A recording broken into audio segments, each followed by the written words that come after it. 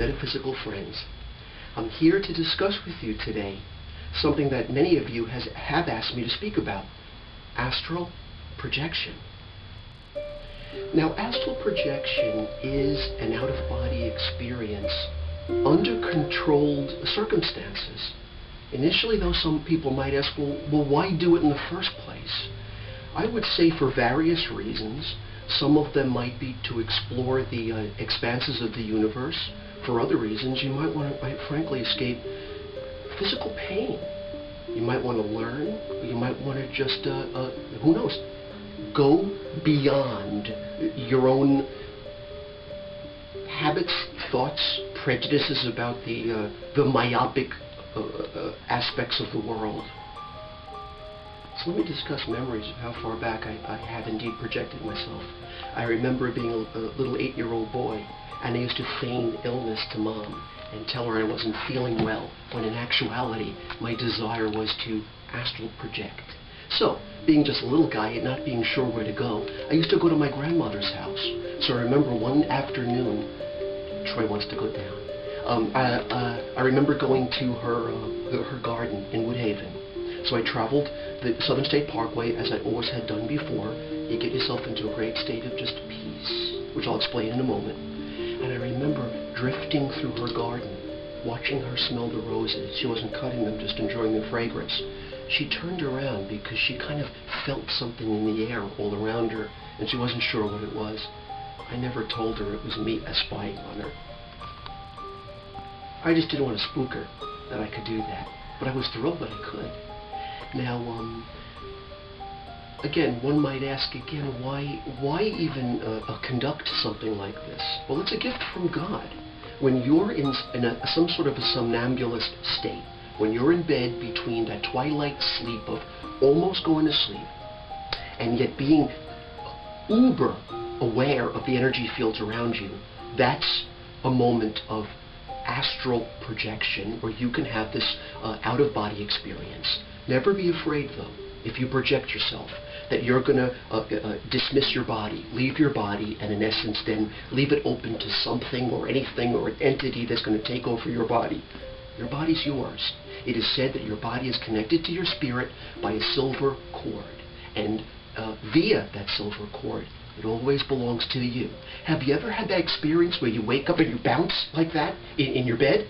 That's you having been on a projected state, being unawares, but then being pulled in because maybe you heard a sound on the street somewhere, or a backfire of a car. It startled you. You jumped back into your body, the body that belongs to you, the body you rent.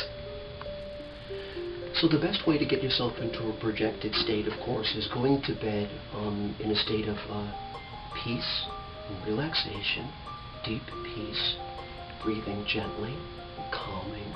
As you're breathing in, you're thinking of all the good things about your life. And as you're holding those close to your heart, those feelings, you let go of the cares of the day. The worst that could happen while you're trying to conduct an astral projection is to fall asleep. But the best that could happen is you could awake inside a dream. I've done it many times, and I know you have too, where you have in some way orchestrated what's going on in this particular dream. You're aware that things are a bit more vivid. So, waking indeed inside a dream. Having some sort of, I don't want to say control, because that's an illusion, but some sense of dominion over how your dreams are indeed panning out. So, astral project if you want to explore, but also please don't fool yourself. Don't allow yourself to fall into the realm that some metaphysical people do. That's quite delusional. Don't allow yourself to let your imagination get carried away to you thinking you're somewhere that you're not. So here's what I would suggest you do, an exercise. What I've done with my friends since I was a kid, in my very early teens, astral projectioning, me and my buddies, and even my wife, we would leave clues in our bedrooms so that when we projected, we would reportage back to somebody, well, this is what I saw in the room. You had a white sock under your bed. You folded a blue shirt in your closet. These are the proofs then that you are in a projected state rather than you're just losing your marbles or or wishful thinking. So, again, getting back to one of the reasons why I even entertained these notions in the first place. having had my hip replaced, which will be for the 3rd time coming up pretty soon, sometimes pain's a lot. You don't want to take medication. You don't want to dull your senses, but you sometimes just want to relieve from the body you rent. Astral projection is like flying. Those beautiful dreams that you have when you're flying, where you're just free and you're out there and you have a body, but it's not infirmed in any way. It's not holding you back. It's not containing you. It's the super you. It's the etheric you. But one interesting warning, though. You got to be careful when you do things of this nature. Anything metaphysical. I remember being a kid and having had a few mentors and read many, many arcane books on the subject, old grimoires, ancient texts, not the modern fluff that you see nowadays. And there was a warning about, where to go and who to be careful of. So I remember projecting to the Empire State Building, where everybody goes apparently in those days, and now, even now, with the sadness of the World Trade Towers being gone, the Empire State Building has once again reigned supreme. So I remember going there when I was a little kid, and much to my surprise, I was met by many different people all over the world that projected there, some goodly, some not so. And that was to be considered, that I felt a little, frankly, frightened. So you have to kind of also, I'd say there's a caution involved here. Be psychically aware, be a little self-protected, be strong enough to kind of either ignore them and move on, or maybe not go to such high-profile places.